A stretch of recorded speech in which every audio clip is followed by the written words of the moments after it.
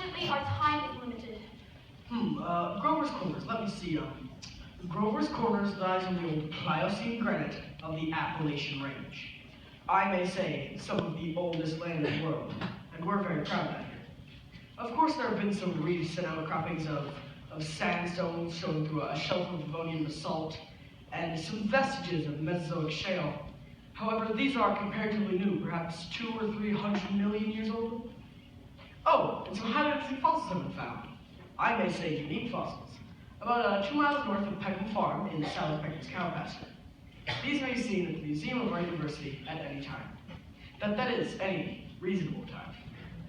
Shall I share some of Professor Gruber's notes on the meteorological situation, the precipitation, etc.? Afraid we won't have time for that, Professor. We might have a few words on the history of man here. You know... Oh, anthropological data? Yes.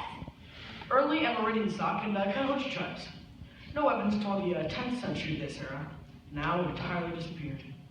Though possible traces in 3 families. Migration in the early part of the 17th century of Brachiospilic blue-eyed stock, then some Slav and Mediterranean. And the population, Professor Willard? Within town limits, 2,640. Just a moment, Professor. Oh, indeed? Well, the population at the moment is 2,642. Postal district brings in about 507 more, making a total of 3,149. Mortality and birth rates, constant.